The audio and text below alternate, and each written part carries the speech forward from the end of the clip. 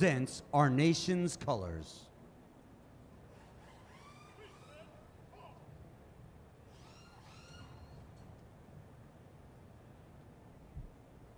Please remain standing as President of Victory Weekend Ministries and Lodestar Guidance, Steve Wingfield, offers today's invocation.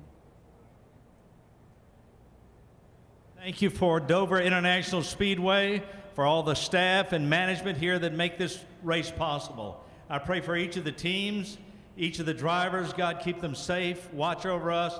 We thank you for this great land. I thank you for all those men and women who serve us all around the world, but especially here at the Dover Air Force Base today. We give you thanks for that. We thank you for this day.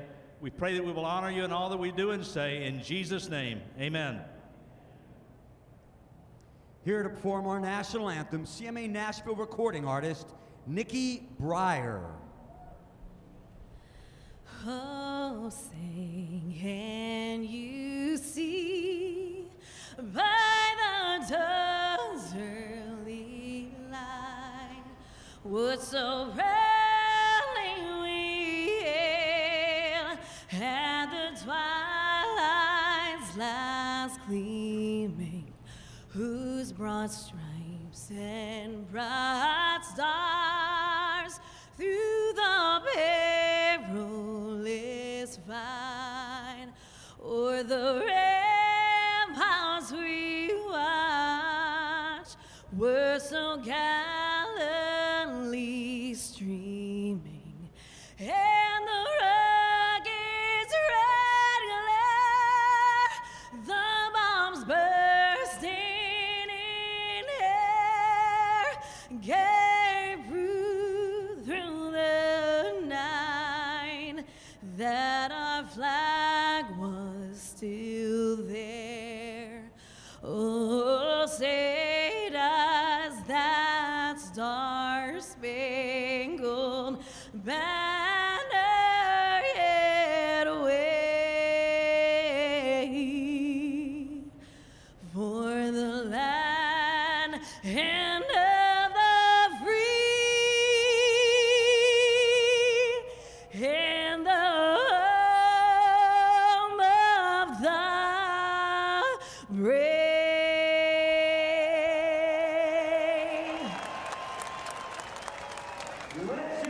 40 drivers getting ready to go battle for 200 laps, 200 miles here at the Monster Mile. And a lot on the line today.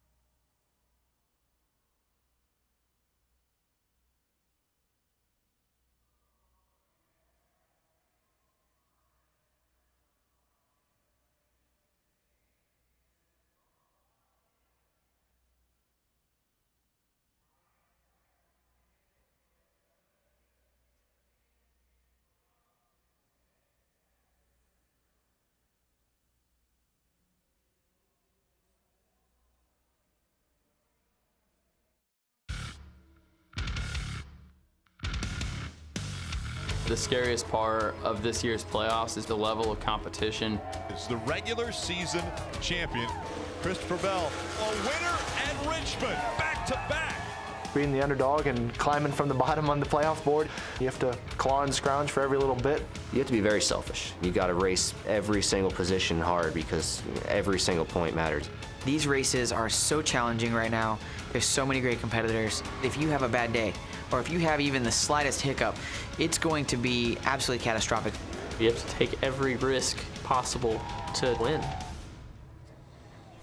It's NASCAR Xfinity Series racing from Dover, the Bar Harbor 200.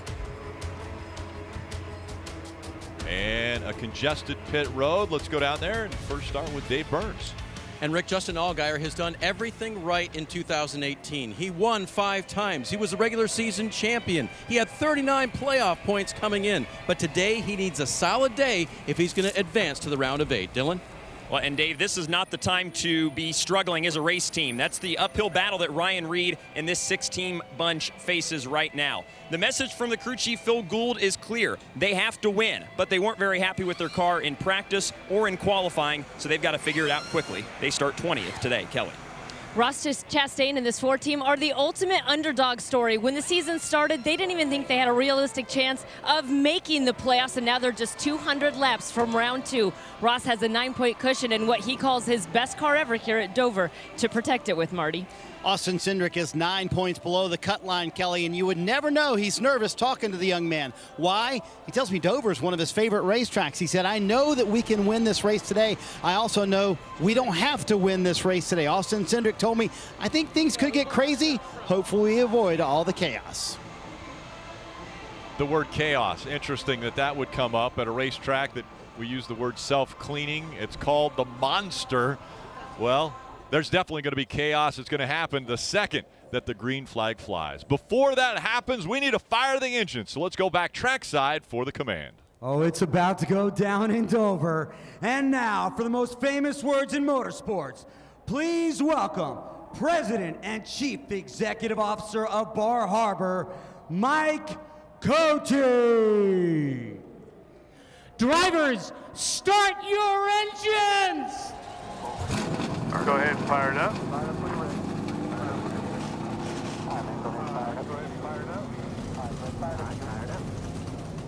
Things happen fast here. Laps at 23 seconds. Let's see who can handle the speed of Dover.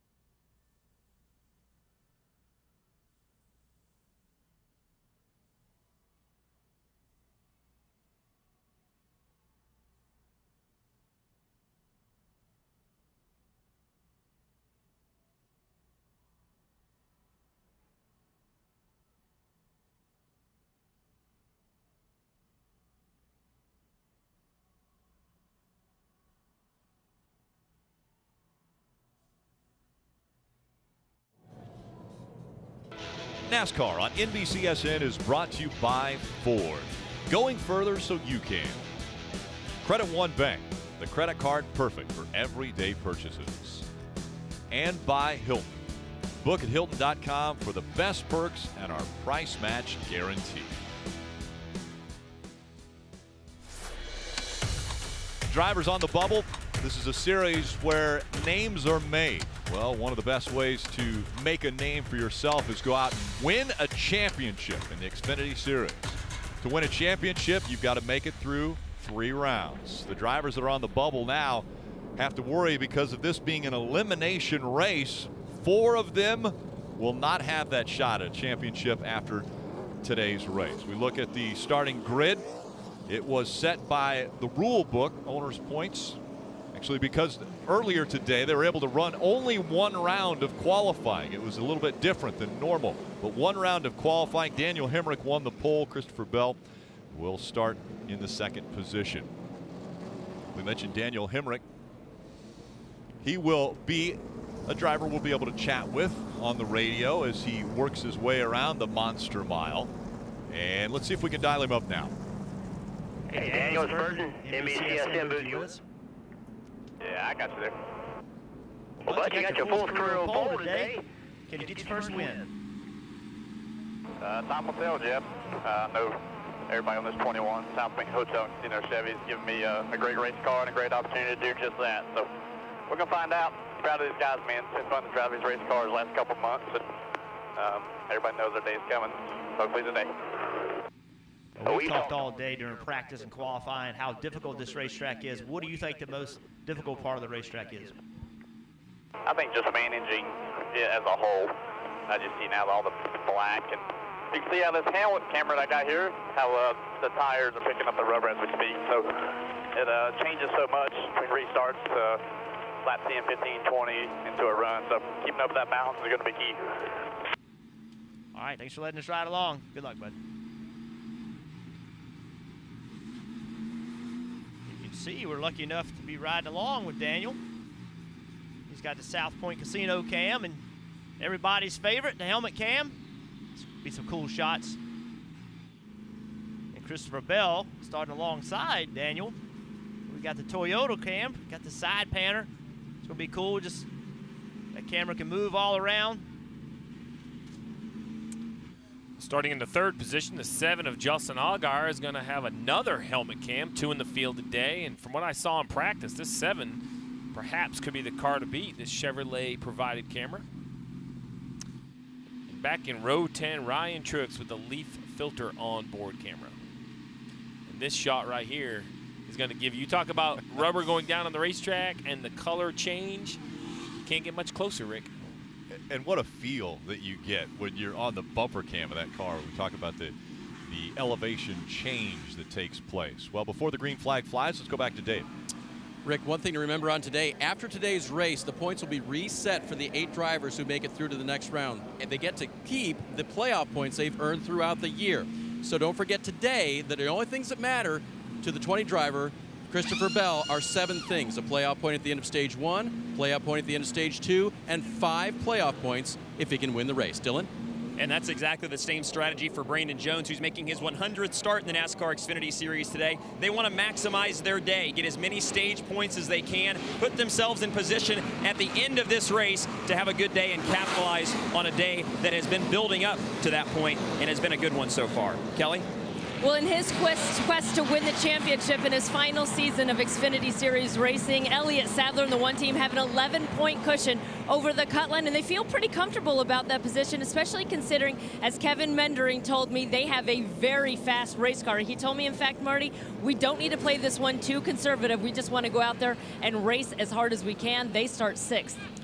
Kelly, Daniel Hemrick will start first today. I talked to him right before he climbed in the car. He said, I don't think anyone ever feels comfortable at Dover, but this is the least on edge I have ever been here at this racetrack. I think the car is very good, and the, quote, grit and grind it takes to run well here at Dover fits my style perfectly. Could career win #1 come today for Daniel Hemrick, Rick? Yeah, Marty, that's interesting. Comfort. I don't know if I've heard the word comfort when we talk about Dover. Let's break down this race, though, Steve. Well, it's the Monster Mile, a 1 mile track, 200 laps, 200 miles. It'll be in 3 stages. The first and second stage, both very quick, 45 laps. That final stage, 110 laps, and they can run just over 90 laps on fuel. So potential for green flag pit stops in that final stage if we don't get a yellow to break it up.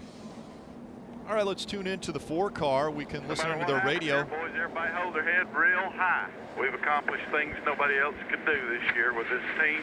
We're the little team that could. We're going to have a great day here, boys. Thank you for all you've done from everybody. I'm going to watch this 4-car do his thing. There you go. And if there is ever an underdog story, it would be Ross Chastain and the 4 team. And Rick, I was down there for qualifying, and with a little bit of mist, we had a little delay, and I talked to Ross, and just his approach is profound, Jeff. He is so comfortable with the fact that he understands where this 4 should run. In his mind, he understands, hey, you know, we aren't going to go up and battle with these top 5 or 6 cars, and doing that and making a mistake would only be my own fault. He knows this playoff leaderboard right here. Those 9 points are his to protect, and he feels the best thing to do is just stay within the ability of himself and that car and force Austin Cindric to go beat him. I think that's the strategy. I mean, you have to understand where you are. But he did say this is the best car he's ever had at Dover. That's what he said before the race. So that's a good sign for him. He just needs to keep pace. If he can just keep pace with the 22, not give up too many points, it'd be a big deal to beat a Penske car. So Daniel Hemrick has decided for the outside line for the start. That's the preferred line that we're going to see all day long? I believe so. I think that's the right move. Get that outside line, take the air off the car on the inside, make it so he can't carry speed on the bottom. As long as you get a good launch in the restart zone, you'll be just fine. 45 laps, the first stage. It is a sprint to the end of stage 1. We'll see who is in shape for that sprint. Daniel Hemrick has never won an Xfinity Series race. Could it happen today in this, the cutoff race of the playoffs? On his inside, one of the winningest drivers this year, Christopher Bell. Green flag racing at Dover. Justin Allgaier, he was on the bottom of the racetrack. He jumped up to the outside thinking that was going to be the way to go, and it was not. Christopher Bell took the lead on the bottom. Steals the lead away from Daniel Hemrick as they dove into turn number 1.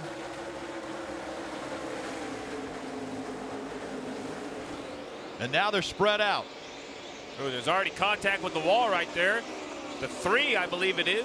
Yeah, Shane Lee was in the wall. Tyler Reddick was underneath him. Don't know if there was contact. And Ross Chastain, a little wiggle there as he went through the turn. And again, Ross Chastain trying to stay within the limits of his abilities and what he thinks his car is going to be able to do for him today. Well, he's proven his abilities. When he drove that 42 car, it was instantly a race-winning car. I think that gives him confidence, right, Jeff, when he gets back in this 4, to not push too hard. He had a chance to show the world what he could do in top-notch equipment. He did that. Now go back to the team that gave him that opportunity by overachieving in this 4. Christopher Bell out front, Daniel Hemrick running second. The 3 of Shane Lee, though, look at this, getting out of the groove and kissing the wall there. Just pushing a little bit too hard, in the throttle too much, got high. Now Daniel Hemrick, his goal right here is to get that left front fender, find some clean air. It's so hard to do. You can see Christopher Bell is just not going to make it easy on him. He's going to hug that black. That's the asphalt. Just get those left side tires right on that asphalt. Don't give Daniel anywhere to go. That's the move right there. Just take away that preferred lane. They lean on the 24 degree of banking. And this is a fight for 10th. Yeah, Rick, I mentioned that 42 that Ross Chastain had a chance to drive. Multiple drivers will be in this car throughout the year. This is John Hunter Nemechek currently driving that yellow and black 42, trying to hold off Ryan Preece in that red and black 18, while Tyler Reddick in that white number 9 putting the pressure on the 18. Just couldn't complete the pass. That's what you can get underneath there, but you got to be so careful putting the throttle down when you run the bottom of the racetrack.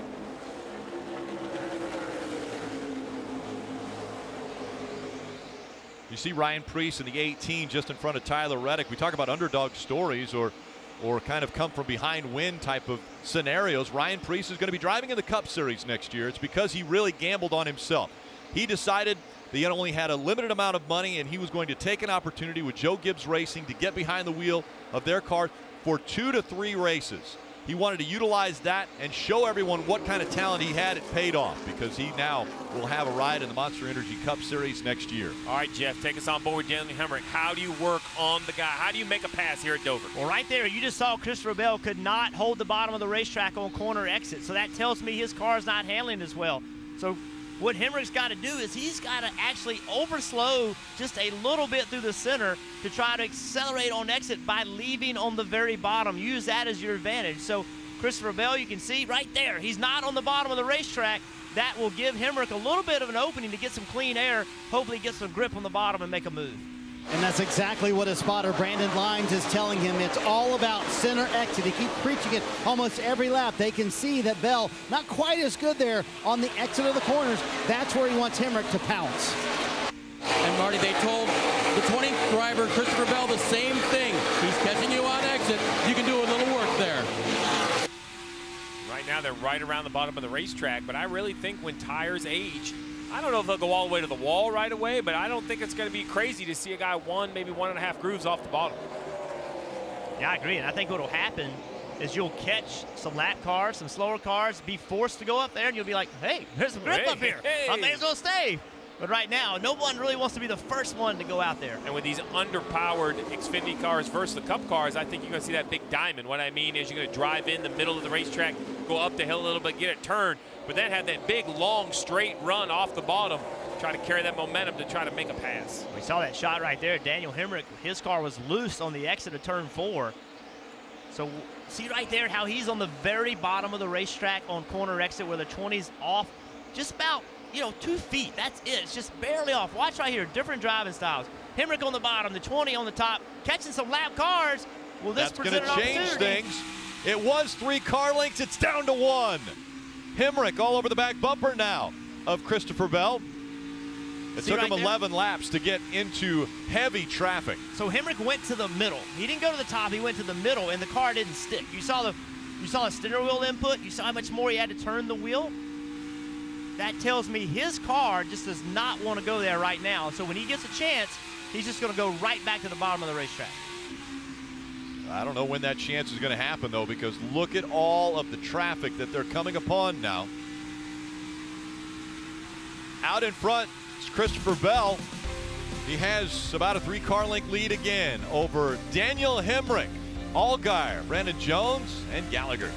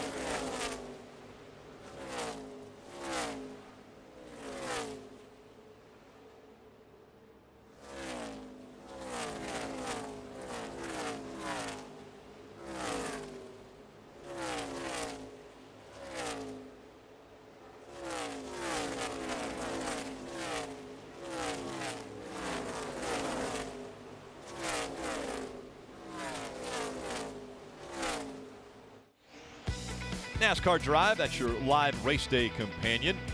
You can watch multiple camera angles even at once. Never miss a lap with NASCAR Drive. Visit NASCAR.com/drive or download the NASCAR mobile app today.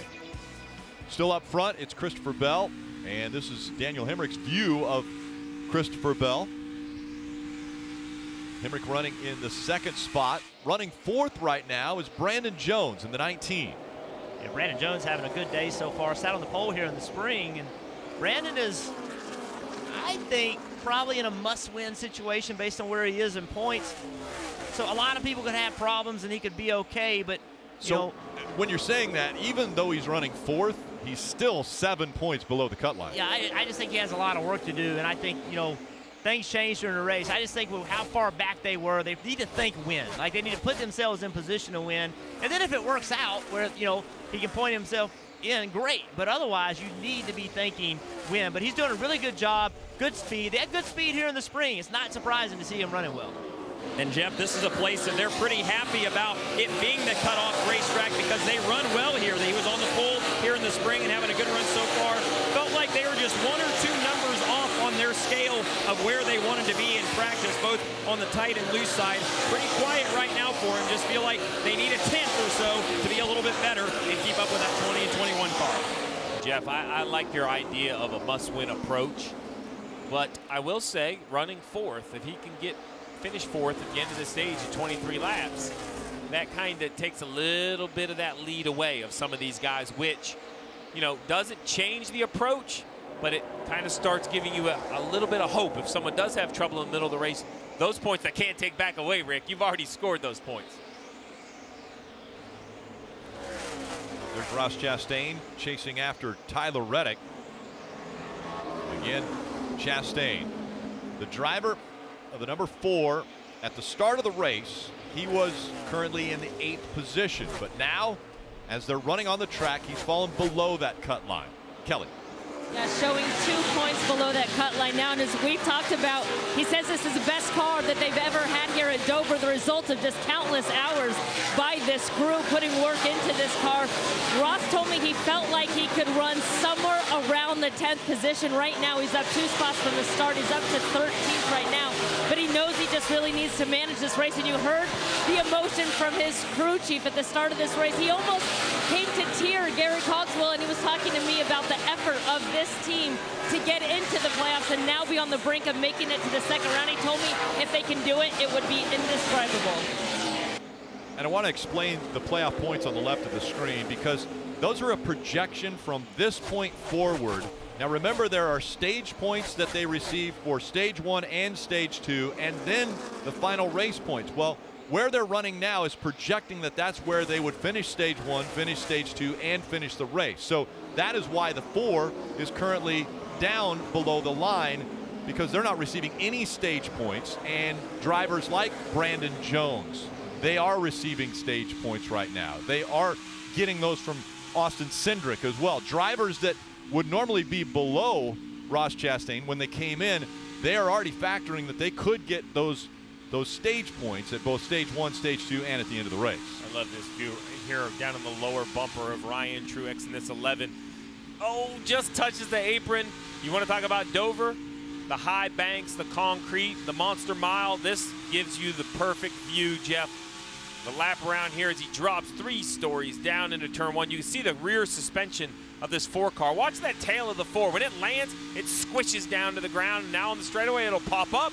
Watch as he follows it down here. You'll be able to see a great view.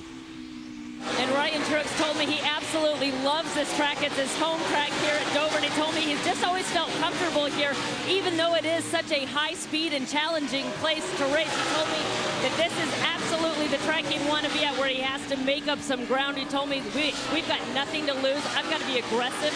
From the time they dropped the green flag, right now he's up 6 positions now, I should say, for that 11. And Ryan, the younger brother of defending Series Cup champion Martin Truex Jr. And Ryan and his team were doing a really good job last week, kind of having the day they needed to have, and then they had a problem on a restart that really damaged their day and really put them in a big hole that they've got to come out of today. But a good effort last week, just didn't get the finish they needed.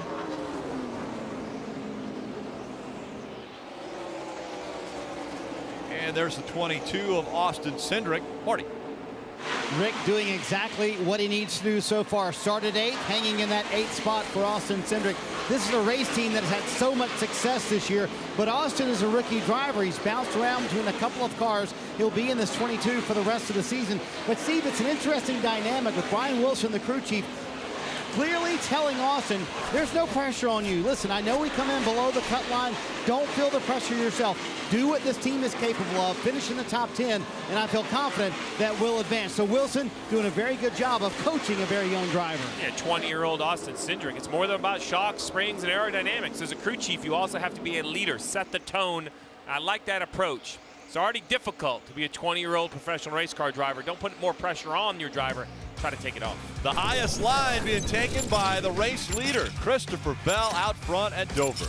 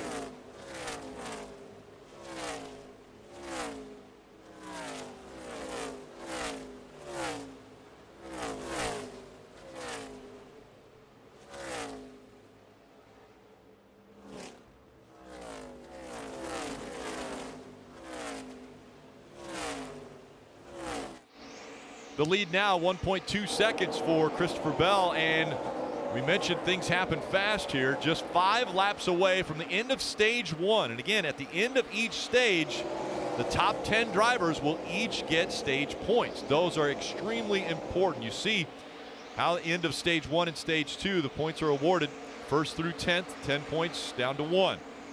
So those points, very, very important, especially for a driver like Brandon Jones, who's running 4th right now. And Brandon Jones coming into this race, Brandon Jones was 28 points behind Ross Chastain, who was 8th, that cutoff line. And the 16 of Ryan Reed, also one of the guys trying to transfer to the next round, going a lap down in this first stage. That's, you know, that's not a good sign for this team. They needed something big to happen anyway, and just doesn't look like it's going to happen today.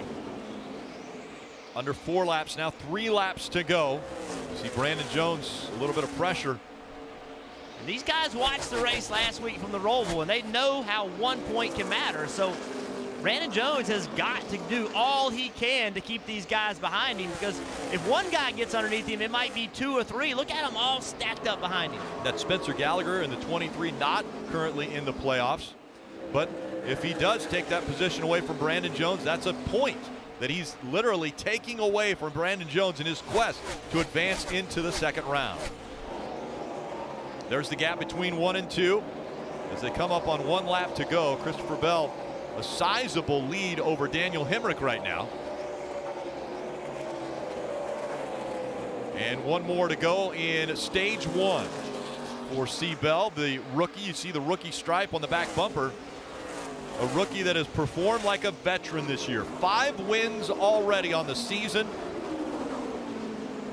And Christopher Bell, the only secured driver into the second round because of his win in the first round. He's going to win stage 1, the 6th stage win.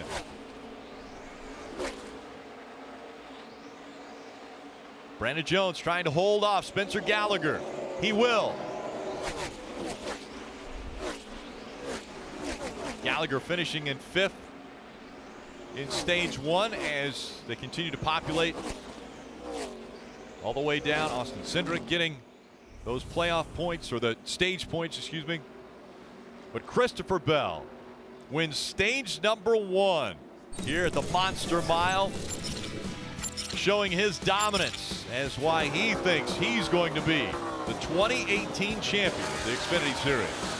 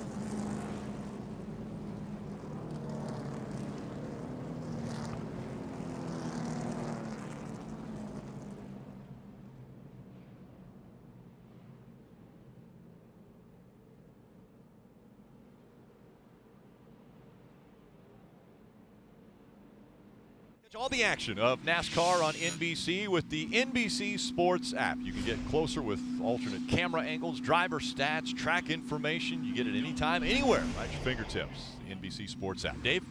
Justin Allgaier is in. He said the biggest problem with the 7 car has been turning. For the 20 right now, one thing that's distracting, there's a door pad that's loose. Chris Sherwood, the car chief, jumped in there to try to secure that before 4 tires and fuel are done, Marty. Those guys at the turn 4 end, all the way at the turn 1 end. You see him make a turn for his pit stall, so the car starts to free, then gets good for a while. At the end, he loses all of his turn as the track changes. Air pressure, also a left side wedge adjustment. You're going to see that coming up right here for fresh Goodyear tires and Sunoco fuel. There's that wedge adjustment for Daniel Hemrick, and a quick stop for the 21 bunch, and they will win the race off pit road, Rick. A little slower stop for the 20 of Christopher Bell. He loses 2 spots. Daniel Hemrick goes up to the number 1 spot again, and Allgaier gains a position on pit road.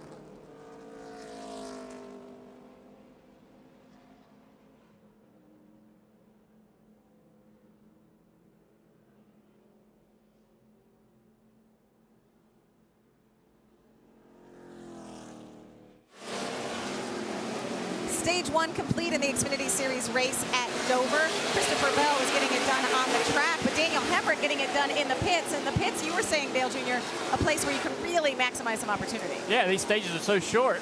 So doing what Hemrick just did, getting that lead, coming off pit road is going to give him a great opportunity to get a playoff point if he can leave this stage.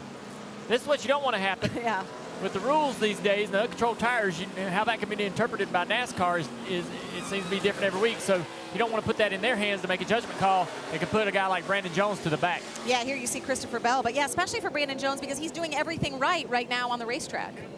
Yeah, Brandon Jones is, racing as hard as he can, trying to put himself back in the conversation of breaking into that bubble position. Cindric's trying to maintain that bubble position over a guy like Ross Chastain, who's doing an awesome job today. Right now, it's still pretty too close to tell, but we'll see how it shakes out in this stage. Yeah, only 45 laps in, and we were talking about that. We're going to watch that battle between the 22 and the 4. Those are the two drivers above and below the cut line as we get you ready to go back to green here at Dover. Stage 2 about to begin.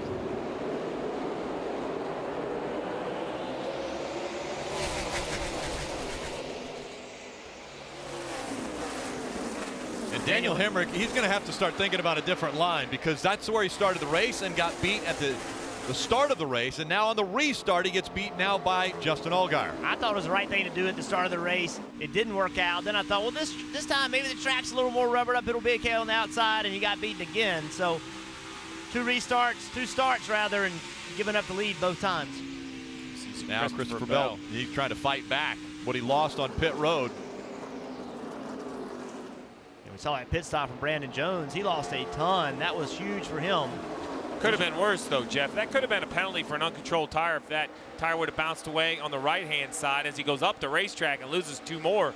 But the way the rule reads, you have to control the tire to the left half of the pit box. Once it gets over there, it just needs to stay on the left side. So it bounced away, but it only bounced away 4 or 5 feet. And because it was on the left hand of the car, no penalty.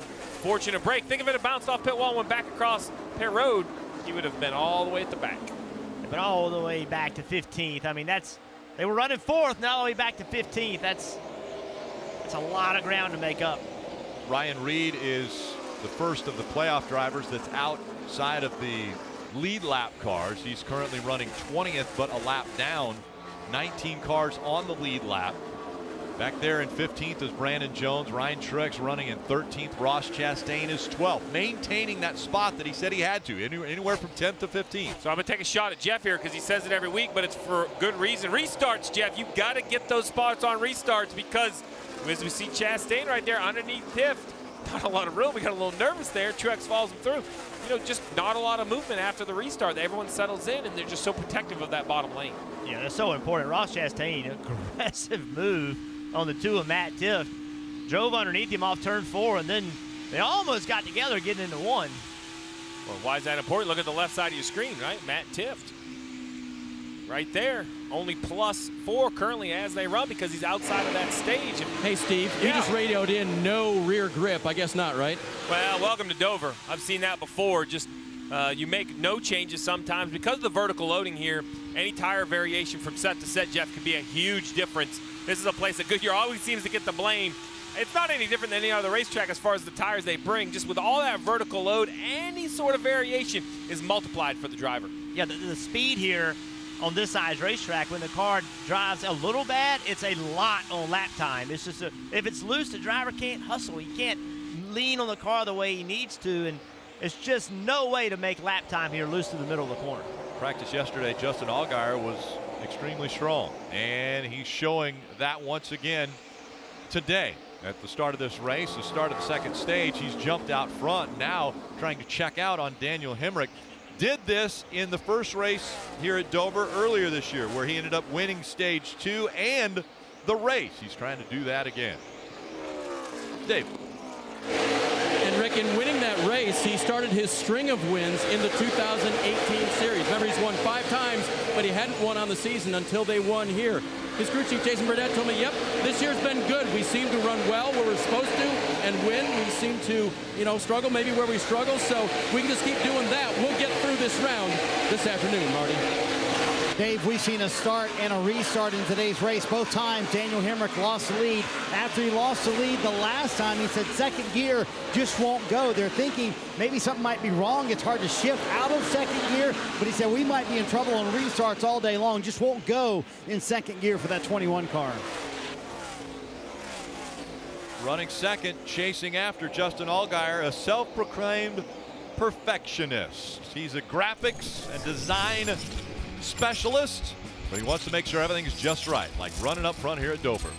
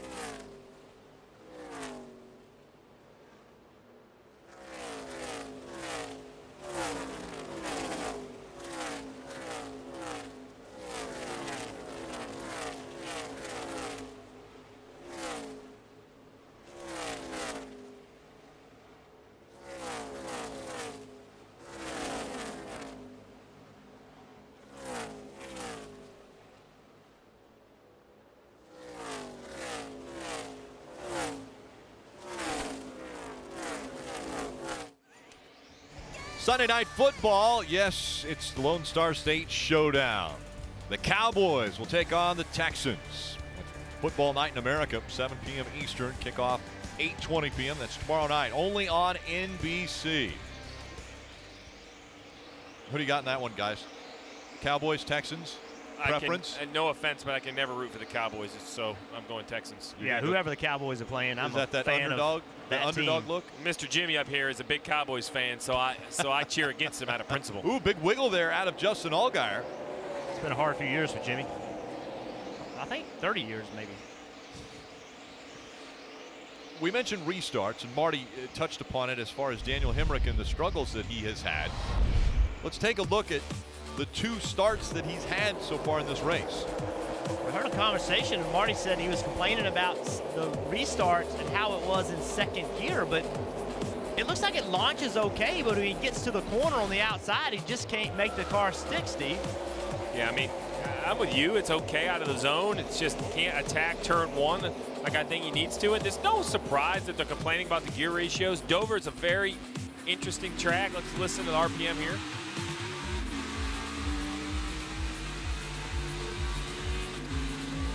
I mean, that's 3rd to 4th. That last shift, it looked fine to me. It's more of a corner issue. What I was saying, one thing about Dover is this small, tight pit road. It's very slow for a very fast racetrack, a place you run a tall rear gear.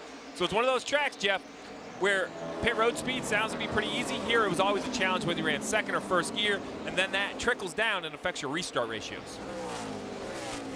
Again, into lap traffic, and Allgaier trying to keep Daniel Hemrick, that 4 or 5 car length lead that he has. But again, he's coming up on Yaley in the 38 to put Yaley a lap down.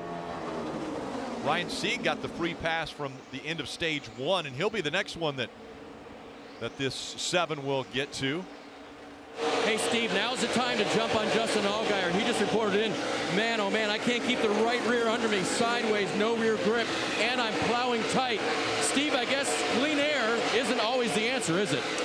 No, I mean, that would be concerning because with clean air in a track like Dover, you should be able to try to hold this position off. But you see him move up the racetrack in the middle of the corner. I really believe that's just not being able to commit to the wheel, right? That question, the right rear tire, Jeff? So here we are on the left side of the screen, Justin Allgaier running first. On the right side of the screen, Daniel Hemrick running second. So look, see, on the left side of the screen, you see Allgaier with the wheel cranking it to the right on corner exit. That's loose.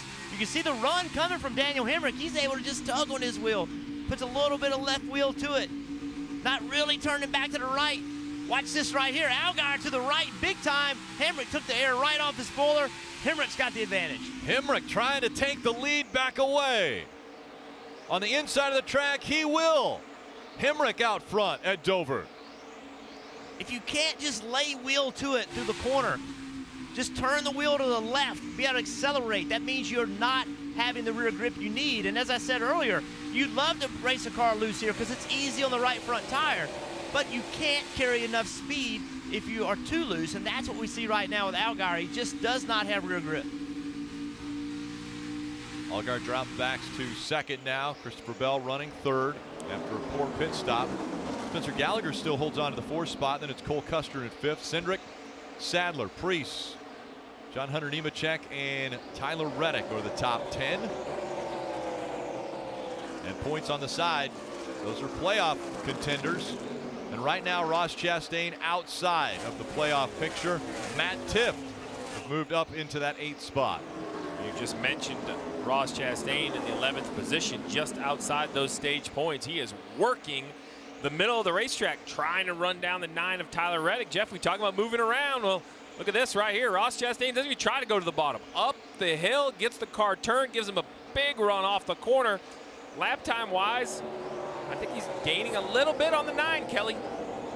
Well, and Ross Chastain saying that he's just too tight to run the top. They tried to make an adjustment. They made a chassis adjustment when he came down pit road, but I don't know how much has helped Ross as he tries to work his way. He's got 4 points right now showing below that cut line.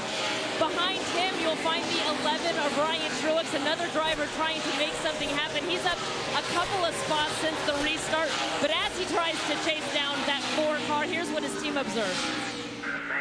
I know it's frustrating to you, but we get beat so bad off the corner. Like the 4 just drives away from us off the corner.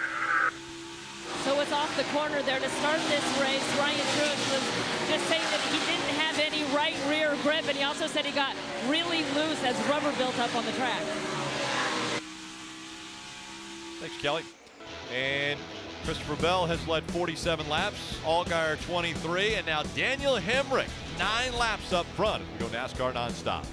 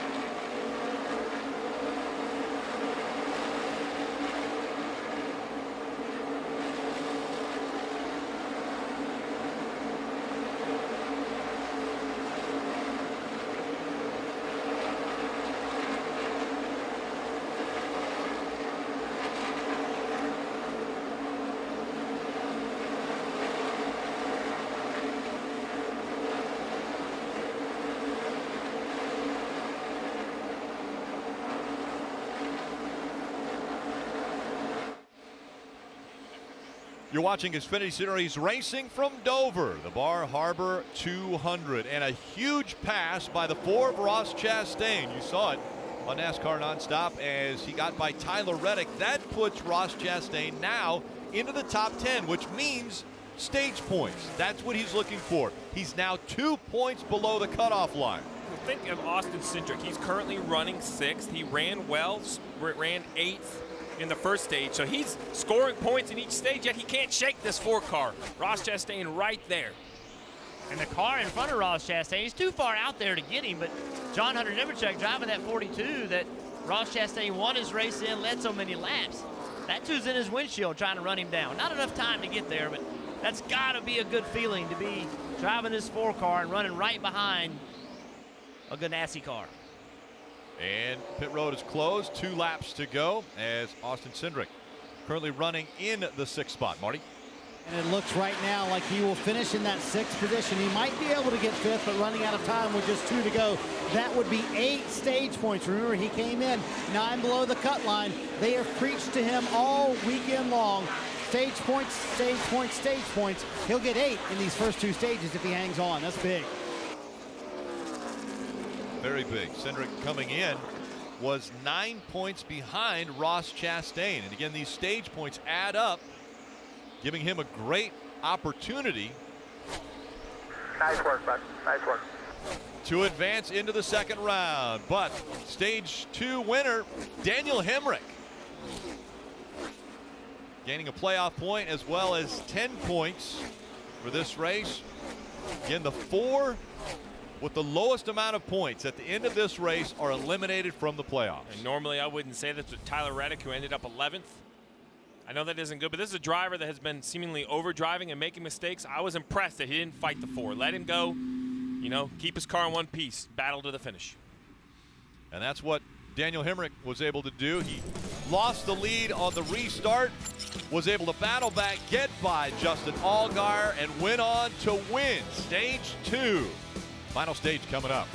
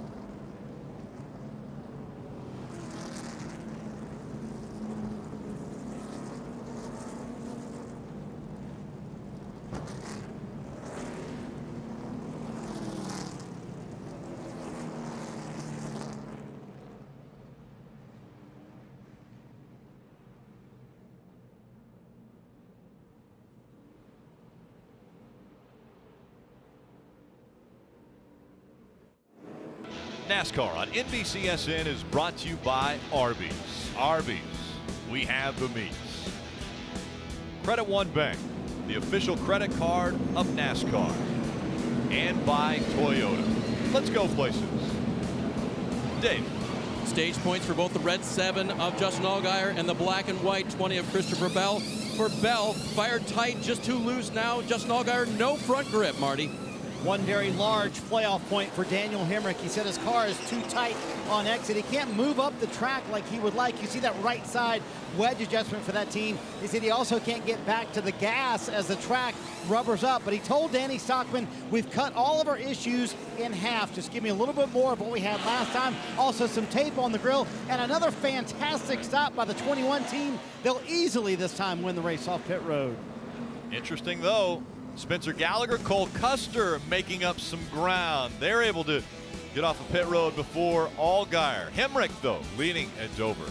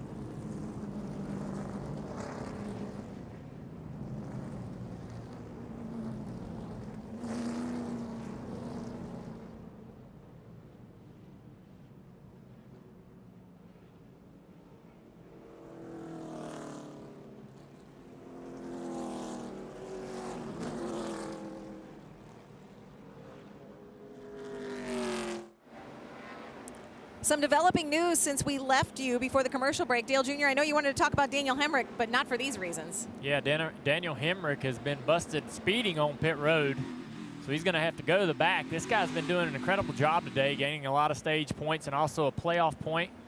And so this has gone bad for him, and it's the final stage. It'll be hard for him to make up that track position, put himself back in position to be able to win this race. So anyway, still, it's been a good day for him. If you look at the overall points that have been gained today, those guys have done good work. The Hemrick at 19, Christopher Bell, who's already locked into the next round at 19, Justin Allgaier doing a good job. Look at Spencer Gallagher, though. Spencer Gallagher is doing a great job today, running a top 5 in both stages. He's going to restart first. Marty. And Daniel Hemrick will restart 18th officially. And Danny Stockman told him on the radio, said, hey, bud, we all make mistakes, but you need to put your big boy pants on and go make something happen now. It's going to be fun to watch that 21 come through the field. Krista? Yeah, absolutely. 12 drivers in the playoffs. Only one knows he's safe. Daniel Hemrick has done everything right, and now he's going to have to just drive like his season is on the line, because basically it is. The next 100-plus laps, it comes down to everything if you want to still be eligible for the championship. We can't wait to see what unfolds. Drivers like Austin Cindric, Brandon Jones, they've had great performances on the track. What will happen in these 100-plus laps? It all comes down to this.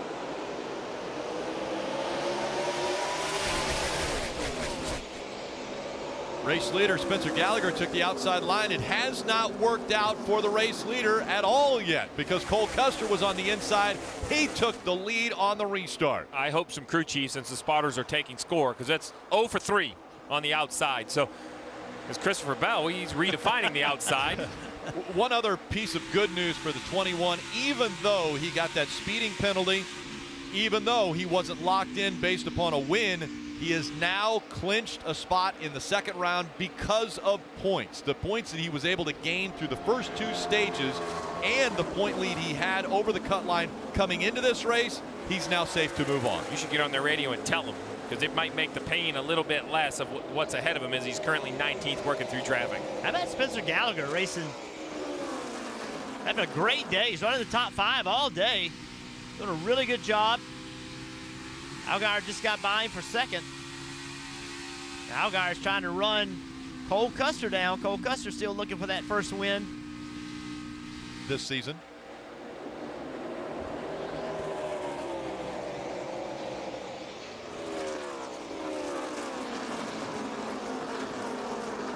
Cole Custer absolutely dominated Homestead last year. Just destroyed the field. It wasn't even close. The spot in the playoffs, just so you know.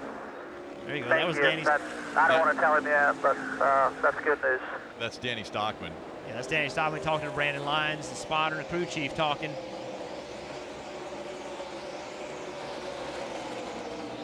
And so Daniel Hemrick still fighting back there, but he will advance to the round of 8 based upon the points that he has already earned today. So that he's clinched. That's the go button. Go get you some. It's going to be hard, but take chances. Go do what you got to do. Let's go win this race. Looking for his first win. It would be huge to get a win today. It's going to be hard from where they are, but to me, if I'm driving that race car and I hear I'm clinched, I'm going, man. I'm going for it. Have nothing to lose. Jeff, you see the 20 of Christopher Bell now working on his teammate Ryan Preece. Lost 7 spots on that stop, lost 2 on the previous spot. Only response I got on this one was, yeah, it was slow. So that's something they've really got to clean up as the playoffs move on. And on top of that, very uncharacteristic for a Joe Gibbs racing team. Typically, they kind of set the standard on pit road. They always do a good job on pit road, but even thinking about Brandon Jones's team, you know, they've lost spots on pit road today. Now, Ryan Preece, he gained spots that time. So a little bit mixed bag on Joe Gibbs racing on pit road so far today. How about the 22 of Austin Cindric, though? Right now running in the 6th position, and he's currently 3 points above the cut line. All right, Rick, it's real simple. You try to explain the points and the projection in the stages, and that's all fine. That's all done. Now it is 97 laps to go in the race. Everybody will have to make one more pit stop, and it's 3 points, 3 positions for Austin Cindric, who currently has 3 points, 3 positions, over Ross Chastain on the right side of your screen. Ross Chastain running in the 11th position, Austin Cindric running in the 6th position. Somewhere, Chastain needs to find 3 spots, or Cindric needs to lose them for Chastain to advance. This is going to be a battle for the last 96 laps, Marty. And Steve, that's exactly what Brian Wilson told Austin Cindric before the race. Leave the strategy to me. All I want you to do is focus on keeping our car in the top 10. He got those 8 stage points. Those are very key. And now has it where he needs it in the top 10, running 6, Kelly. Well, no one needed to explain the situation to Ross Chastain. He was doing the math himself during that last stage break. He knew exactly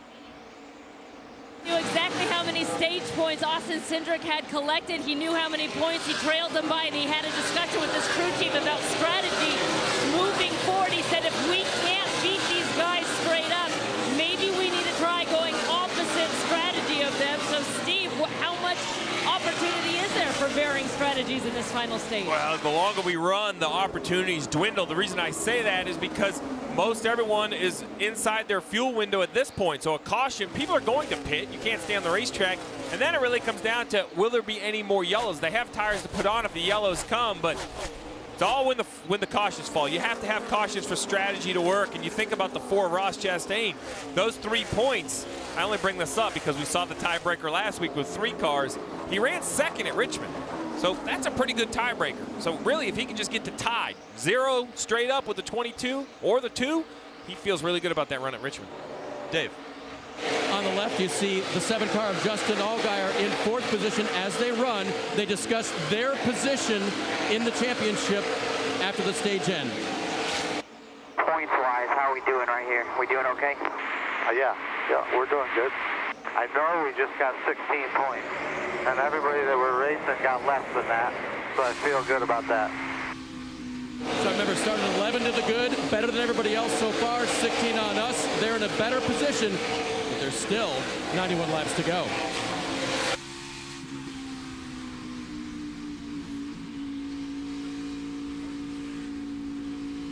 Look at this traffic. Look how tight it is. Allgaier's got to use a lot of patience right here.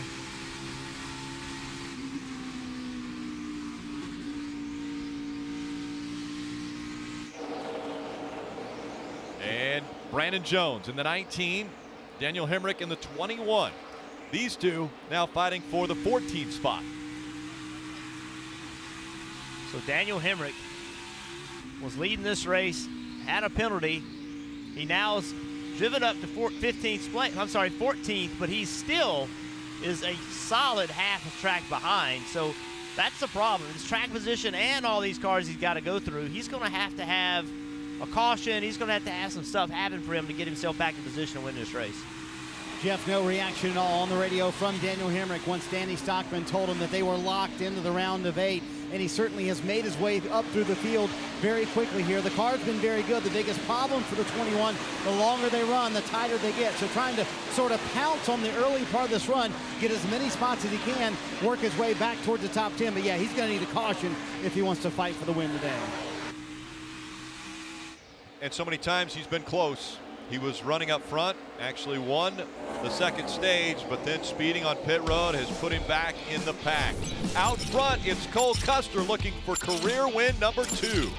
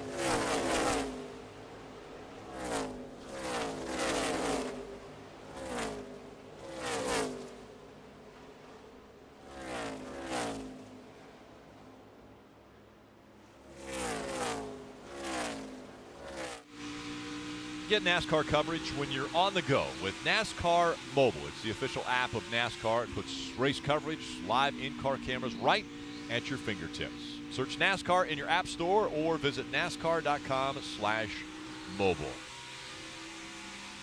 That's a pretty cool view as you look off the right side of Christopher Bell's car. Actually, he's going to see Dylan Welch here and I think he just went by him.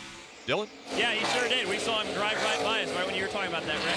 We're out here outside of turn number 2, and it is an awesome view out here. And as this racetrack starts to widen out, you can see the guys moving all over this racetrack. Top, bottom, it's all up for grabs, and we love watching that play out from out here outside of turn number 2. Another guy who's having a good run today is Spencer Gallagher right there in that 23 car. A lot of teams doing some breast cancer awareness type and things like that. We've got Elliott Sadler with the pink car. Spencer Gallagher also has a pink car today. And above his door on his race car, he's got ribbons. One ribbon above the door for each member of the GMS Racing family that's been affected by breast cancer. That includes Spencer's grandmother and his cousin as well. So above the door frame there, you can see there's 6 total pink ribbons that just honor everybody in the GMS Racing family who's been afflicted with breast cancer. October is Breast Cancer Awareness Month. Yeah, Rick, my mother actually a breast cancer survivor. I appreciate all these teams doing this, supporting the cause. The awareness. We know the one of Elliott Sadler, also a pink car. His mother, a breast cancer survivor. But Gallagher, what a run he has had already in this race. Running in the top 5. Yeah, somebody that's not having a run that he needed on this run after the pit stop is go back to the 4 car, Ross Chastain. Michael Annett just got by him for 11th, and now Daniel Hemrick on his quest to get back to the front. He's putting a lot of pressure on Chastain as well. So Chastain getting ready to give up 2 spots in the last few laps. And Jeff, the 21 car of Daniel Hemrick finding the sledding a little tough around Ryan Truex, who we just passed a moment ago, and also Ross Chastain. These guys fighting for their playoff lives. See both of them below the cut line, so they're racing him a little bit harder than maybe they anticipated. We said it on the pit stop, but see, one interesting thing with the 21, when they came down pit road last time, they expected to be in clean air, so they put some extra tape on the nose of that 21 car. Well, guess what? They've been in traffic. Now the water temperature way too high, running right now at 270 inside that 21 car. Yeah, Daniel, that's just something he's going to have to manage. They can't make an adjustment now, so he's going to have to just try to poke his nose out, get clean air when he can, as now he looks to the inside of Ross Chastain. Another thing about pit stops, we talk about Ross Chastain and his battle with the 22 of Austin Cindric. Another pit stop coming. When you talk about big teams versus little teams, it's more than just horsepower, aerodynamics, budgets like that. Pit crews as well. That 22 car, they're ranked the 2nd best pit crew when you look at pit stop times overall this year. The 4 cars pit crew down in 23rd. So big advantage for Austin Cindric if there is another pit stop. Well, there will be. It's the question of if it's under yellow or green. Under green, surprisingly, a slower pit crew doesn't hurt you as much. Versus under yellow, a lot of positions can be lost. And it has been, with the exception of the end of the stages, a caution-free race as Christopher Bell goes high. Justin Allgaier. Bell's the first guy to be way up the racetrack. He started about 15 laps ago. Look how high he is. No one else is up here. There's guys up here, but not making the pace that Christopher is. Christopher's moved up the racetrack, and even on corner exit, using that high exit, he's not turning the car back to the bottom. Big run on Allgaier right here. Watch Christopher Bell. That top lane typically is really good on long runs. Let's see if he can run Cole Custer down. If he starts coming, Cole Custer is going to have to change his line. Cole will be getting communication from his spotter telling him, hey, what's going on in the back, and he'll have to change his line. You wonder when that information is going to go through the rest of the field, right? Do the other spotters see that? We mentioned Ross Chastain. Is his spotter saying, hey, try the top, do something else? We're currently not in. We're 5 out. We have to do something different. If I'm Austin Cindric's spotter, don't move. Yes. Don't go up there, wear a right front tire. We're here to not make waves. 6 is good enough. Now the 20, it's a win or nothing for him, so you might as well blaze a new path. I think that's a great point. I think if you're a team that really can't afford to have a bad day, you just stay on the bottom. You know, you don't want to be the first one out there because there's less rubber on the racetrack. It wears the tire out more. Christopher Bell, just go for it. Like, you got it, and he is fast. He is way faster. He's about 2/10 a lap faster than Cole Custer right now. While we're talking Christopher Bell, let's do a Toyota driver update on C. Bell. Currently running in the 2nd position after starting 2nd today. He has been up front. Christopher Bell has led 47 laps already today. He just ran 0.3 of a second better than Cole Custer. I mean, he is going to get there in just a few laps. Look how close he is already. So what does Cole Custer do, Steve? Is he being told right now by Tim Fido, his crew chief, jump up on the top, block that lane? Oh, he's loose off, though. You saw the big wiggle out of 00. It's too late. Whatever information the 00 had, it's not going to work because the 20 is on him and going to easily go by the 00 for the race lead. And guys, Tim Fido did say, hey, that 20 is running super high on the racetrack. Cole Custer, just stay where you're at. So they told him to stay in that middle lane. Don't worry about what the 20's doing. We're going to stick to our program. Remember, he can't risk that tire issue you mentioned, Jeff. Much as he wants to win the race, he only came in at 14 above, right? Can't lose it in the last few laps of the race. Christopher Bell back out front at Dover as we go NASCAR nonstop.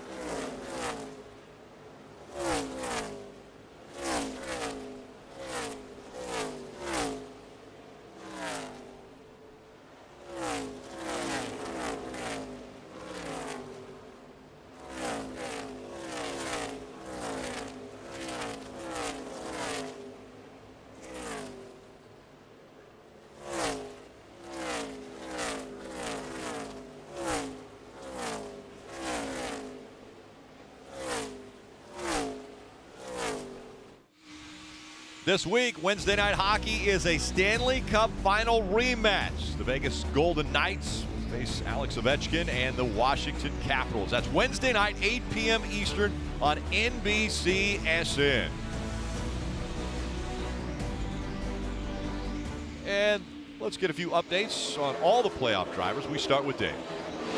Leader Christopher Bell tried that high line late in stage 1, and once the times came back, the crew said to him, yeah, that's a whole lot better. Let's keep that in mind. So after a few laps, he moved up there. Much better for Christopher Bell. Remember, he restarted 7th. He is to the lead, Marty. Dave, just what the doctor ordered for Cole Custer right now in the 2nd position, plus 25, very comfortably above the cut line. You know, this race team tried something different this weekend. They have tried cup setups here on the Xfinity side before. It's never worked until this weekend. They told me this is our worst racetrack in the playoffs. All of a sudden, we've made it one of our best, Dave. You see right behind him, the red 7 of Justin Allgaier is catching Custer, but he doesn't like his race car right now. He's called it plowing tight. He wishes they would fix it on the last stop. Marty? Beginning of the weekend, Austin Cindric said, we have the least pressure on us because all we can do is go up from here, and he has done that. He came in -9 below the cut line. There he is in the 7th position. Now they are +5, doing exactly what he needs. Plus those stage points, Kelly. Austin Cindric having a nice day here at Dover.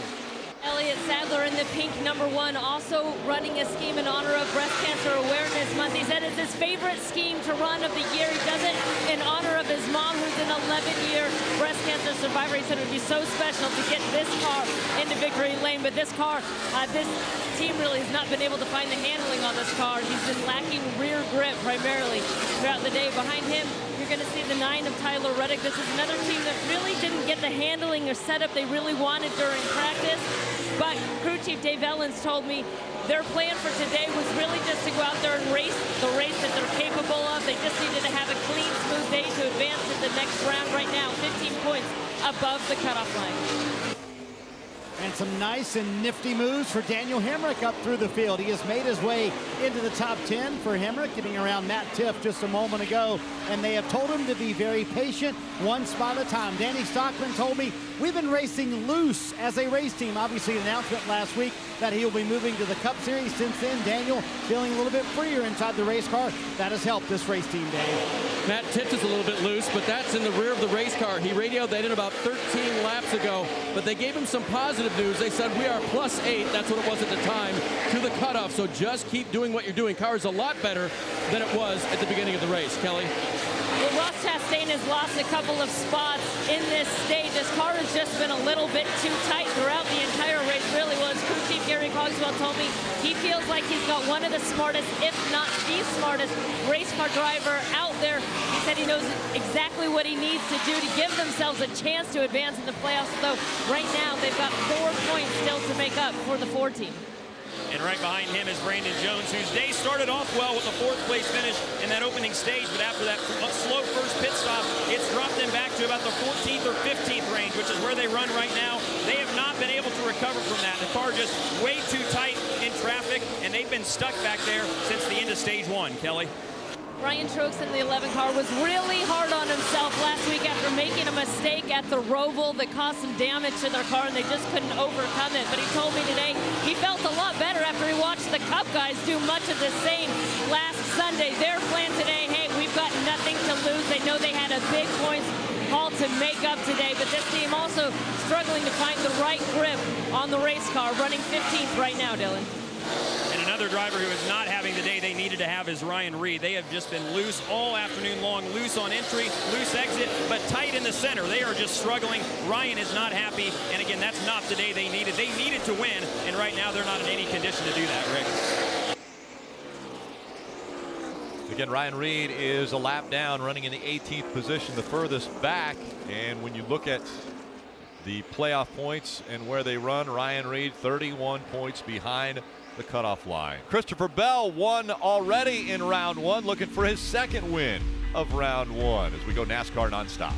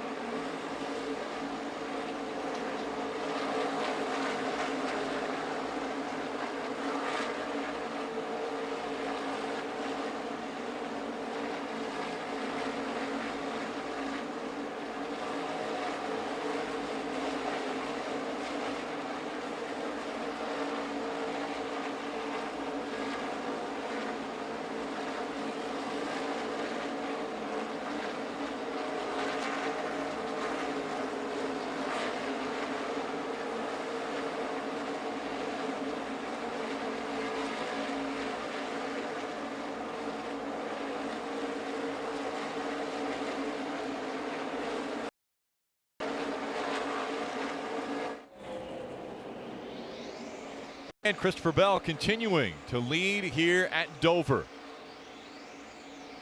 Xfinity Series Championship position still on the line, and Christopher Bell already 5 wins on the season, has won this round at Richmond, now looking to get another win, potentially more playoff points that would make it a little bit easier to get through round 2. This is what all the drivers will be looking forward to if they advance out of this first round. And right now, 4 points separate Austin Cindric, who is on the right side of the cutoff line, to Ross Chastain, who now is below that cutoff line. 4 points separating those 2 drivers. Hey, Rick, working lap 160 here when Christopher Bell crosses the line. That's going to mean about 15 to 20 laps from green flag stops. They cannot make it all the way here in stage 3 to the end of the race, which is very interesting. Number 1, as a crew chief, Steve, you got to get ready for those green flag stops. But number 2, more importantly, maybe, Jeff, as a driver, Dover Pit Road, one of the most difficult to execute correctly under green flag conditions. Yeah, this is one of the most difficult pit roads because as a driver, it's very difficult to see. You're going so fast at this racetrack, and you hope these drivers practice pit road during practice. They did not do it. Some of them will miss it. You just cannot fathom that you're going to have to slow down as much as you do. And let's jump on board and see why it's so difficult, riding along with Justin Allgaier running in 3rd place. So here he is on the front straightaway. You see he's still running the bottom of the racetrack. So as he drives into turn 1 and comes off turn 2, start looking at that crossover bridge. That crossover bridge is a really good signal of where you have to lift. Pay attention to where he drives in the corner, though. He drives in the corner way deeper, but look to the left, and that's the entrance to pit road. That's why it's so easy to miss it. But not going to be a problem. So you're saying green flag pit stops aren't going to happen, as we see the 45 of Josh Bilicki has a lot of damage. Right rear tire looks like it has exploded on him. The right rear quarter panel and the bumper cover is a little bent up. A lot of damage, though, at that 45. You see it coming apart, and then up into the wall he goes. Bilicki was running in the 28th position when that happened. Steve, I was just getting ready to say, you know, this is the longest they have run on these tires. Could there be a potential for a tire issue? And sure enough, 66 laps in, it happens. Now you see why I was on the side of we're not going to see green flag pit stops, because this track, you know, Goodyear can bring whatever they want, and it's just, you know, you move up the racetrack. There's so many different things, and now the pressure, you were talking about how much pressure was on the driver to make sure he got on pit road. Well, at caution car speed, that should be pretty easy. Now it's on these guys right here. They're going to have a great stock. Christopher Bell surprisingly had trouble on pit road in that 20 car. You don't normally see that at Joe Gibbs Racing, but it has been a battle. How about the 22 of Austin Cindric in 7th position? Done everything they need to make it through the playoffs. Currently 4 points above. History would say they should have an advantage over Ross Chastain's pit crew. But one mistake, and Austin Cindric could go all the way to the back. So Daniel Hemrick is 9th right now. Steve, I know this is going to sound crazy, but with only, say, 36 or 35 green flag laps to go, could you try a 2-tire stop to try to get that track position to get up front? Because right now, if they all do a 4-tire stop, even if he gains 6 or 7 positions, he's still only 3rd or 4th on the restart. Yeah, with 37 to go, though, you perhaps could see multiple restarts. I think it's too far to go on right sides. The answer is yes, you could risk it. 17, 15 to go, maybe I would. But 37 is a long run. I mean, remember, the first stage was only 45. The second stage was only 45. It's almost the length of one of those stages. And the concern, really, Rick, is you put brand new right sides on. If that left front isn't helping, that right front is going to be working extra hard. And even though they're locked in, you don't want to kill the momentum, right? Even if you don't win, you just want a good run. And let's go back to Krista and Junior. Yeah, Rick, we were just down here talking about, you know, who is the pressure really on for these pit crews right now? Well, obviously the pressure's on Ross Chastain's bunch to get him out in position to be able to race these guys. He has the car that's capable of beating the people that he needs to beat to put himself in position to make it to the next round. Can they give him the pit stop to do that? That'll be important going forward for these guys. Yeah, and I say it's on the 22, and I know the guys were talking about that because he was in the position to transfer. It all comes down to this pit stop because he was running 7th on the track, Ross Chastain 13th when this caution came out. So, they talk about this is where you earn your money on this pit stop right now. Yeah, Ross's car has been a little tight, so they'll make some adjustments to try to improve that and give him a better car for this next run. They just need to be able to put him in position, come out in 10th, 11th, 12th, 13th, somewhere around there where he can at least try to race his way into position to do what he needs to do. The 22 car seems like he's doing what he needs to do, staying out of trouble, and having a pretty solid day. So, Steve, your former crew chief said he wasn't surprised to see the caution come out. Wasn't going to go green. What do you think? Were you surprised, or you said, nope, this is Dover?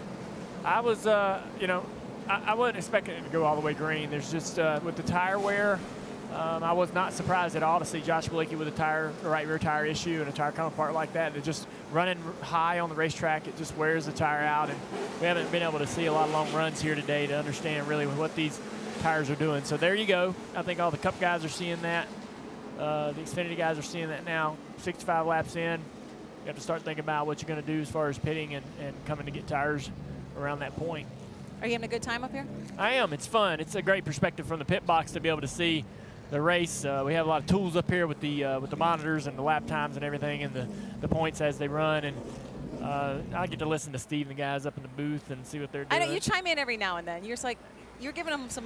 Yeah, I'm texting and carrying on and telling them what I'm seeing. I'm really surprised by the high line here today. I mean, I've seen guys run high, but boy, Christopher Bell's taking it to a new level. I know some of the Cup guys are watching this race and glad to see this groove opening up. Meaning like that. what when you say taking it to a new level? Well, he's really running really high. Okay. And so I say a new level. I'm talking about maybe a couple feet higher than I anticipated the groove getting and higher than we usually see it here. We see a second and third groove opening up. Christopher Bell is really carrying that groove high off of turn 2. And so that'll be interesting to see if that continues tomorrow. And the fact that we had such a long Cup practice. There was an 80-minute Cup practice before this Xfinity race. Is that playing into anything, kind of changing that groove? I think he put a lot of rubber down, and it's allowed this groove to get wide like that in this race.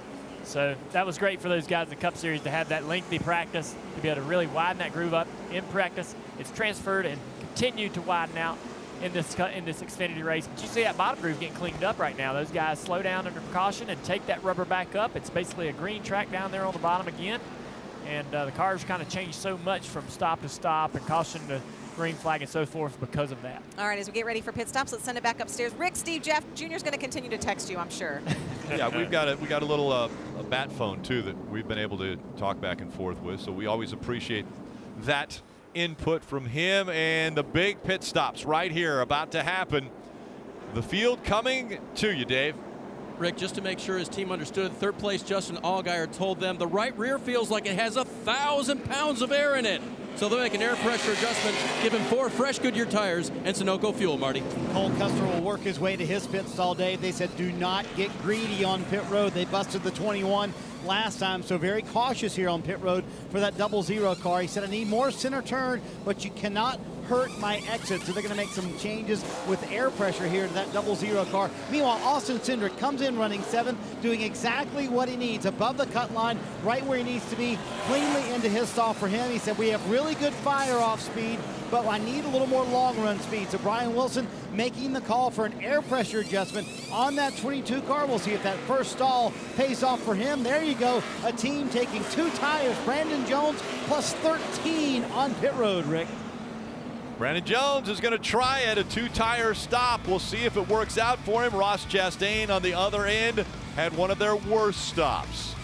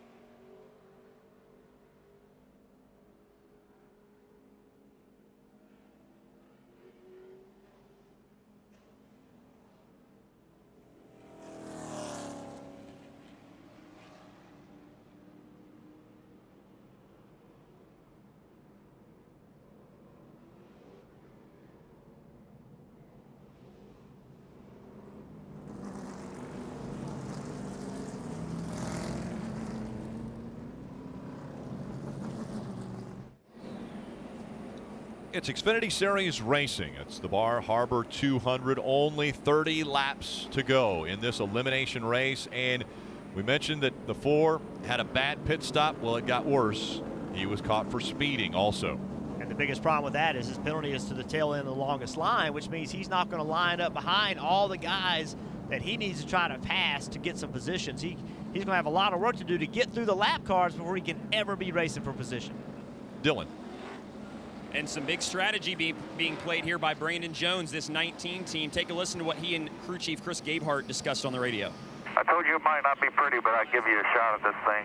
You'll be restarting P1, clean them up, work your engine. See that, brother? And they wanted clean air. They said that was going to make them better than they've been since that slow stop at the end of stage number 1. They wanted clean air. They want to be out front. They think they're in good shape now. Would you want to be on the outside, though? We haven't seen the outside win any start yet. So think about this. The 19 on 2 tires. Something in my head is just taking me back to that restart when Brad Keselowski and Kyle Larson wrecked at the Roval. We weren't even talking about Kyle Larson. He was playoff points. What do you mean? He's going to maybe win this race. All of a sudden, it's man, he's in a wreck, and Almirola's in a wreck, and can he make minimum speed? So we keep talking about Cindric and Ross Chastain because they are the 2 to focus on, but none of these guys, Jeff, you said it from the start, right? Allgaier, he looks good, but he's not safe. The one of Elliott Sadler's not safe. Tyler Reddick's not safe. This restart, an accident here could easily end someone's playoffs hopes. And for Brandon Jones to pull this off, it's all about the launch. He's got old tires. He's going to have to try to find a way to get those old tires to make some grip to beat Christopher Bell to turn 1. It's going to be very, very hard to do. And no, Rick, I don't like the outside. Coming up on 29 laps to go. Brandon Jones on the outside. Christopher Bell on the inside. And Brandon Jones got as good of a launch as you could expect to get on old tires. Middle of the racetrack. He's going to lose the lead. Here comes Cole Custer. He's going to take second away. Spencer Gallagher, maybe a little bump there to get the 19 going, but here comes Ryan Preece in the 18. He's going to take the spot away as well. Spencer Gallagher, his nerves are at high right now. He just doesn't have anywhere to go. He's stuck behind Brandon Jones. All these cars are lined up on the bottom. He's going to have to remain calm here, though. He cannot push too hard and cause that wreck you were talking about, Steve. And Austin Cindric in the middle of this mess, that white number 22. He's trying to race, but at the same time, not too aggressively, right? Needs to keep this thing going straight. Daniel Hemrick, you see him diving around, trying to find a spot in the 21, trying to move by that 1 of Elliott Sadler.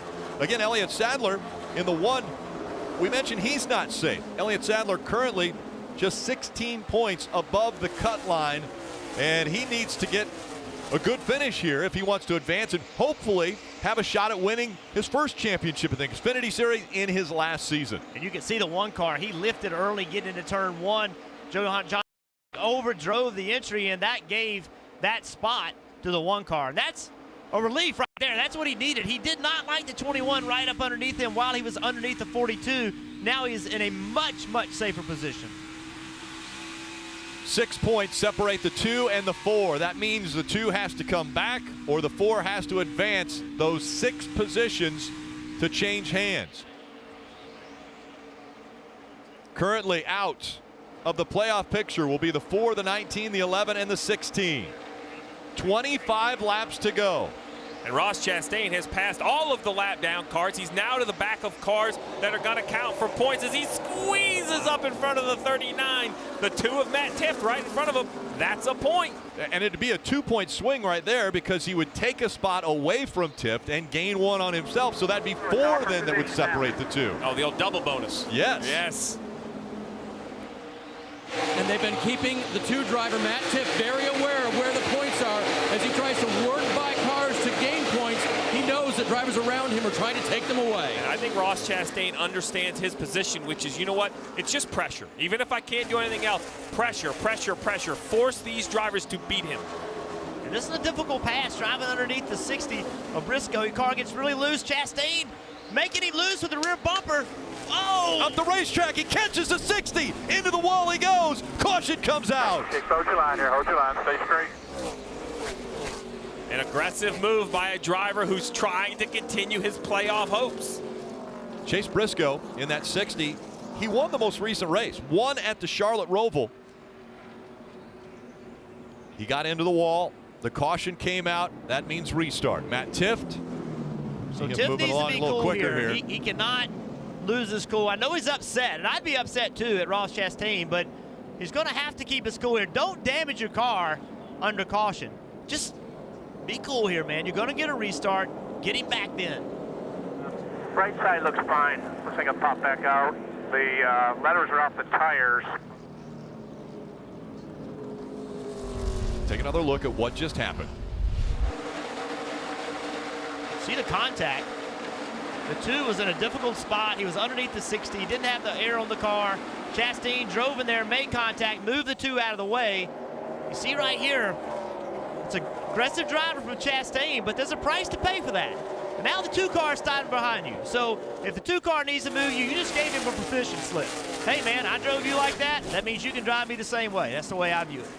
We haven't seen tires worth a lot of speed, but with 8 laps, I think most of the guys have another set of tires. Would anyone at the back of the field, we know the leaders aren't going to pit, but you mentioned Tifft, right? Would he come get 8 lap fresher tires? Would that be just enough to be on the the offensive?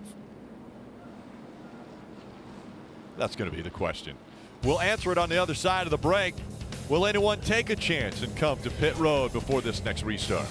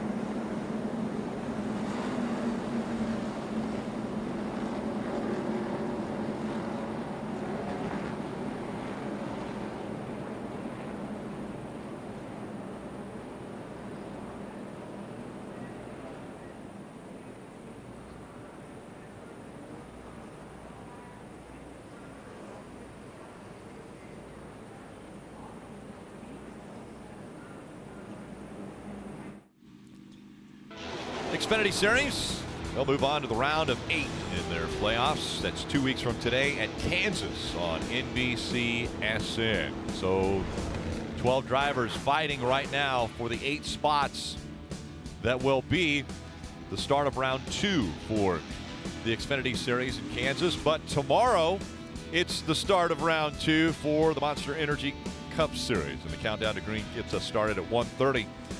Then racing here at the Monster Mile at 2 o'clock. Post-race coverage and victory lap will follow that. Man, Rick, this is going to be exciting. You got Chastain starting 14th, Cindric starting 8th, Tifft behind the 4. I feel like last week all over again. I'm trying to figure out where I need to be watching. I wonder what the 2 of Matt Tifft is going to do, Dave.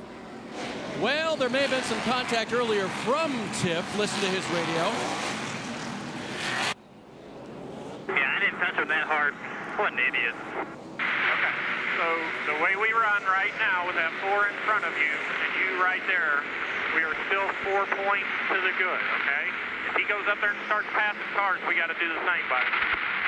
Didn't touch him that hard. Sounds like that might have been a little bit of a payback when Ross drove through, Marty. Hey, Dave, before the race, remember Austin Cindric predicted to me chaos, and here it is. All of a sudden, late in the race, we have some points players who could definitely be in some interesting positions. They've told Austin exactly the scenario. They've told him, we're tied with a 2. We cannot give up any more spots. Just +4 above that cut line, Rick. Okay, once again, it comes down to the final. It's going to be 17 laps, and it's 4 positions. 4 positions on the racetrack. 4 positions, and I like the decision of the leader, Christopher Bell. He said, you know, I've been watching this race, and the inside lane seems to be the place to be, so he's going to start on the inside. Now we'll see. If anything works like it should, it probably won't work this time and prove us all wrong, but. Christopher Bell in the 20 on the inside. Cole Custer in the 00 on the outside.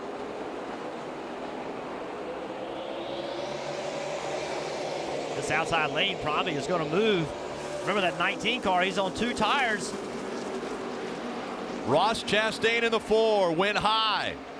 Trying to get the momentum built up. Now all over the back bumper of Tyler Reddick. How aggressive will they be? Chastain trying to clear that 5 of Mike Lynette and get by the 9 of Tyler Reddick. Fighting for his playoff hopes to stay alive. I like Tyler Reddick's move there. He doesn't need to be in this battle. He's 10 above. Let the 4 go. It is a 1-point difference between the 2 and the 4. And Ryan Reed got by the 2 of Tift. And that means the 1-point difference goes in the advantage of Ross Chastain. He moves to the high side now. He just told Matt Tiff, we are out. We got to go, bud. We got to go. If it's a tie, the tiebreaker now goes to Ross Chastain in the 4. He has a 2nd place finish in this round. And you can see the way Chastain is driving. He's driving as if his life depends on it. You know, he got in the back of Tiff. He just cut at net right off, you know, trying to get that position. He has to, though. He's got to be super aggressive. That's what's got him in this position. Way up the racetrack, trying to carry too much speed. He's going to have to back his speed off now. These tires are getting hot. He's still trying to run that same pace he had. They're 3 wide in the 3. He doesn't want to lose any spots. Ross Chastain trying to stay in front of the 9. Now the 2, if he's able to clear the 16, which he's not able to do, would have given him that 1 position and 1-point advantage. And out front, Bell is ahead of Custer. You're not missing anything up front. Yeah, Mike Lynette got by the 4. That was the point. That makes Ross Chastain currently out. Matt Tift is, but one good thing for Matt Tift, he's the last car in the lead lap. He can't lose any more spots. It's all really what Ross Chastain can do.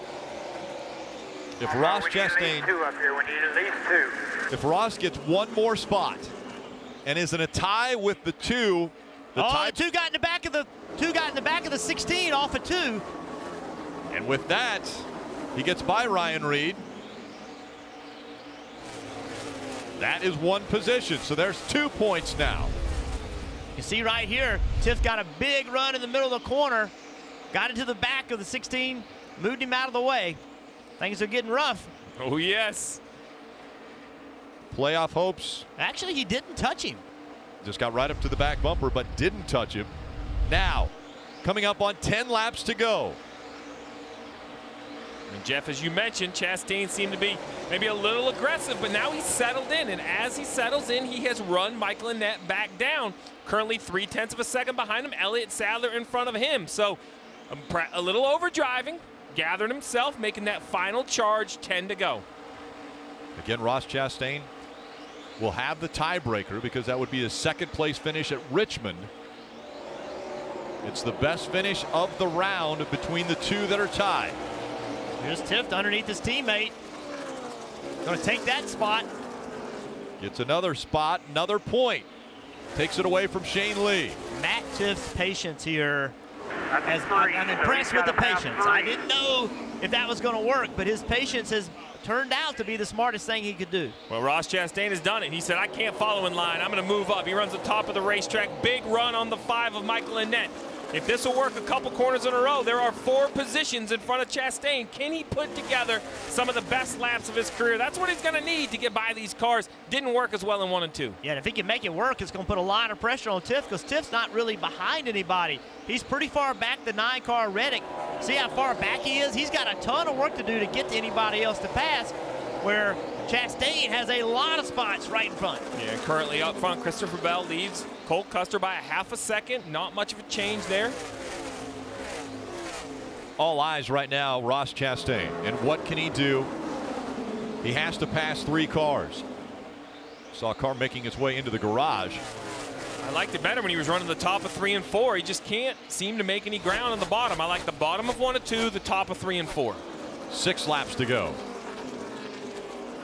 And the positions get further and further away for Ross Chastain as the laps continue to dwindle down.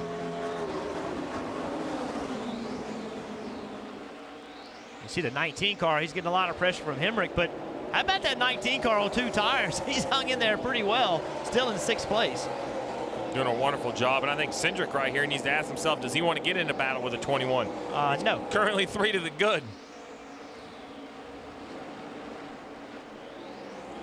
Listen in to Matt Tifft and their radio. That's 3, so he's got to pass 3. The 4's got to pass 3 of them. Yeah, he might. You never know. He's going to get this 5. All right, 4 laps to go. They think he might get the 5 of Annette. He's there at the back bumper. Yeah, I agree. He might get the 5. Elliott Sadler's kind of got away a little bit. Tiff might get the 9, though. I like this line right here for Ross Chastain at this end of the racetrack. He gives some speed up on entry, but look how good he gets off on the corner exit. A lot of speed down the exit of the... But now just 3 laps to go. 3 laps, 3 positions. He'd have to get at least a spot a lap unless someone has a problem in front of him. Got a big run down the back straight. Working the high line. Annette running strong down at the bottom, though. 2 laps to go. Austin Cindric, Matt Tifft right now 3 points ahead of the 4 of Ross Chastain. This right here's the race leader. The 20 of Christopher Bell takes a white flag. That's 1 lap to go, presented by Credit One Bank for Christopher Bell. And Christopher Bell looking for his 6th win of 2018, and as a rookie, this will be the most wins ever in a season by a rookie. Christopher Bell coming out of turn 4. He will win at the Monster Mile. Awesome car, guys. Awesome car. Thank you.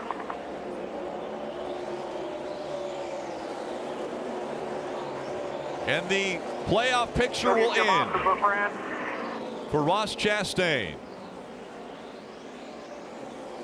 Brandon Jones, Ryan Truex, and Ryan Reed all below the cutoff line when the checkered flag flew.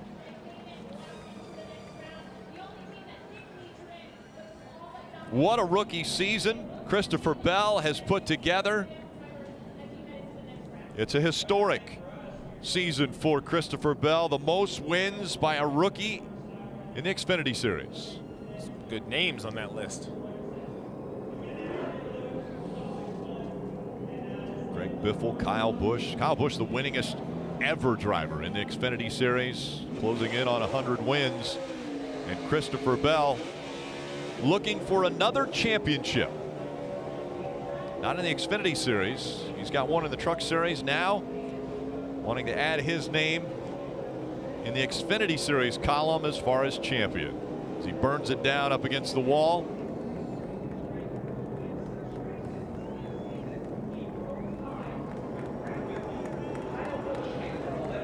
The smoke rolling out underneath the 20. And what a performance Christopher Bell has put on here today. He won stage 1, then had to fight back from the stage 2. And it worked out for him. The 9 degrees of banking, not enough to move that car down the track. I'm thankful for that. Got a little bit of experience. He probably left that thing in gear.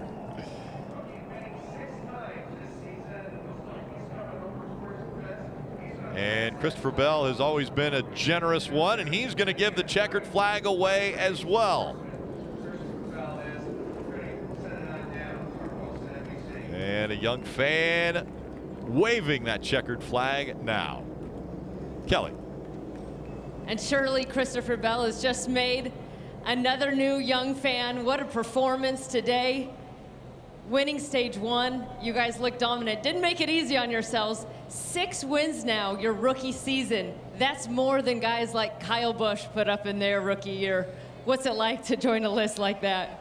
Yeah, come on down here. The car's rolling back. But it's been a lot of fun this year. This team has just I've never been quitting, man. They keep giving me really fast race cars, and it's an honor to drive for this company, this group of people, everyone at Ream, GameStop, Rude, all of our partners that have been on this car all year long, man. It's just it's been a ton of fun. All right, we know you made at least one new fan, but what does it mean to see this crowd out here at Dover? Oh, it's pretty special, man. To see all these people that come out today, thank you. If it's not for the fans, then we wouldn't be out here. So it's an honor to have to be able to race in front of a crowd. Congratulations. Thank you. I'm going to hop in this thing before it rolls back.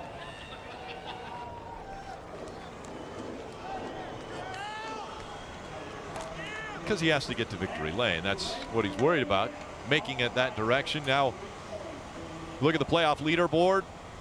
So round 1 completes the round of 8. Christopher Bell, Hemrick, Allgaier, Custer, Sadler, Reddick, Cindric, and Tift all advancing. One that didn't make it out of the first round, Ross Chastain standing by with Martin. Rick, you can't take away the storybook season, certainly can't take away the win that happened earlier this year, but for Ross Chastain, the playoff run is over with. Walk me through those final 17 laps after that restart. You moved the 2. Were you thinking for a moment we're in the right spot?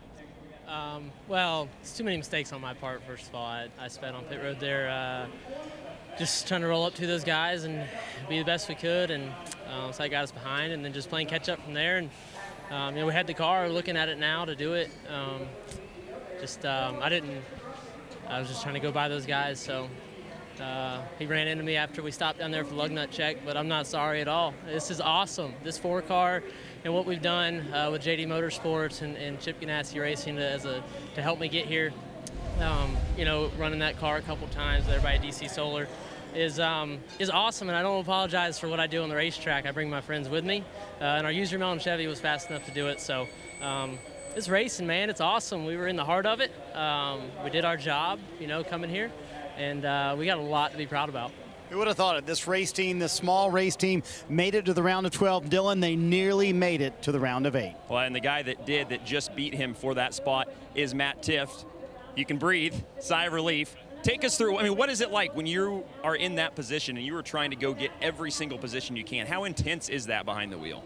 Well, it was very intense, especially the last part of the race. We weren't very good today. We've had a lot of really good, strong runs, but unfortunately today just wasn't one of them. But, you know, just getting ourselves back in the hornet's nest, you know, between 5th and 20th place back there is going to be a mess. So I got underneath the 60 car, and I don't know, I guess he was just going to drive through us. Luckily I was able to save it, but you know, we got out of it, and we're able to focus on the next round. That's out of my head now, and we got big picture things to worry about. And you know, we've had some great top 5 runs to this first round, so we got a lot of speed. We'll find it back, and we're focused on the championship. We don't need to worry about that.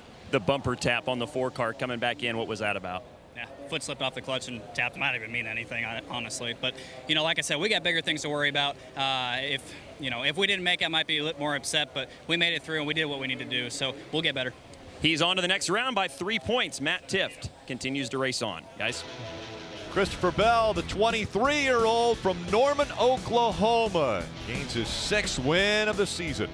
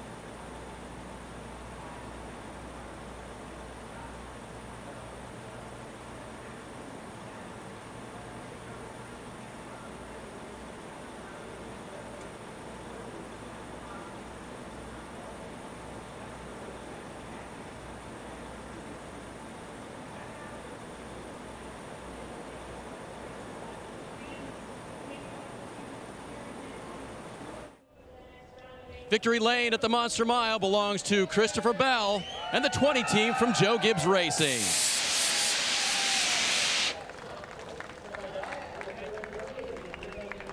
I'm not sure what I got hit with, but it felt kind of good. And that's even better. So you bypassed the Biff, Kyle Busch, Carl Edwards as a rookie in this series. It's pretty special, but getting the 20 back into victory lane in the playoffs, what does that mean to you? It means the world to me, man. To be able to have the season that we've had, it's just, it's been a career year for me. And, you know, it's all credit to everyone at Joe Gibbs Racing and my crew chief, Jason Ratcliffe, everyone that works back at the shop to put these Camrys together. We have really fast race cars every time we go to the racetrack, and all of our partners deserve it. Everyone that's on these race cars. Today we had Ream on the car. Other weeks we've had Rude, GameStop, everyone that makes this thing happen. I'm just really thankful to be a part of it and to drive for those companies. You did not, lambast your crew after that pit stop that put you back. Is that a conscious decision by you? Because then they came back for you.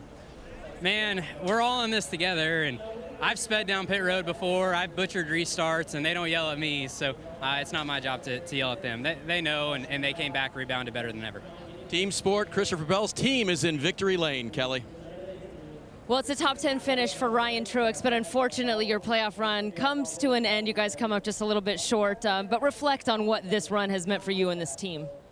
It was a good run for us. Like I said earlier, I screwed up in qualifying and got us behind, and it's so hard to pass here in these cars. The 21 was a dominant car. He got back in traffic and never could get up there. It's all really what lane you get on restarts, and once that shuffles out, you're kind of stuck. So luckily I had a good restart at the end and got our leaf filter, gutter protection Chevy up in the top 10, and we're able to stay there. Just too little, too late. Yeah, if we could have got some track position, got some stage points, we might have had a shot at it. But I don't know. We'll see what next year holds, and hopefully I'll be back. Well, still a handful of races left to go this season. What is this team capable of? I think at this point now we got nothing to lose at all. We could take more chances, be more aggressive with setup and strategy and everything. And for me, it's the typical heading to the off season. I don't know what I'm doing next year, so for me it's kind of a tryout for next year. So I'll do everything I can, and hopefully we can get ourselves some trophies. Ryan, thank you. Dylan? And Kelly caught up with Daniel Hemrick, who had one of the best cars in the field in the early portion of this race, but that speeding penalty really set you guys back. Able to rebound to 7th, but how would you evaluate the day overall? I evaluate my pit road deal there unacceptable, so I'll apologize to everybody back at RCR, ECR, Chevrolet for a mistake that I thought I was being careful on, apparently not. So once again, 2 weeks in a row on me. I got to clean a lot of things up on my end to be able to give this race team what they deserve, but what a race car. To come here, sit on the pole, to be able to be that good into the stages, win a stage, says a lot about where the South Point Hotel Casino Chevrolet team is. So good thing is get a week off. I guess get my mental state a little better, because what I've done in the last 2 weeks is unacceptable. And I'm extremely proud of these guys, proud of Danny Stockman, his leadership, and the direction we're going as a race team. And happy to see teammate Matt Tiff there get in by 3 points. I heard it was a heck of a battle for those last couple spots. So hopefully fans enjoyed the show. Thanks to Xfinity, thanks to Chevrolet again, all the people that allow us to come out here and race. And I'll figure out how to close one of these deals out eventually, but it's wearing me out. It's part of it, though. Daniel Hemrick finishes 7th today, Marty. Cole Custer finishes 2nd, Dylan, and for a guy who told me this racetrack was one of his worst in the playoffs, wound up being a pretty good day. Yeah, I mean, we struggled here bad in the first race, but, my crew chief, Jeff, and my engineers, Bruce and DJ, went to homework, did their homework and worked really hard to try and make our car better, and it paid off, because we were definitely one of the fastest cars here. We had a really fast Haas-Nation Mustang, but also found some stuff in the Ford simulator, so that was awesome. But it's just, it was a lot about track position there, and I hate that I gave up the lead there on that long run, but, that's kind of what cost us. But, we have some good momentum going, so we'll see what happens. How about the momentum going into the round of 8, and where you guys feel like those tracks stack up for the 00 team? Yeah, I mean, I think this round was tough because it wasn't our best tracks, but it was they were really risky tracks. So I think, this next round should be more of our strong suit, going to 1.5 miles and stuff like that. So I'm looking forward to it. Nice week off for the Xfinity Series coming up. Cole Custer ready to tackle that round of 8, Rick. They'll be catching their breath before they head to Kansas in 2 weeks to start their second round, the round of 8 miles. The Monster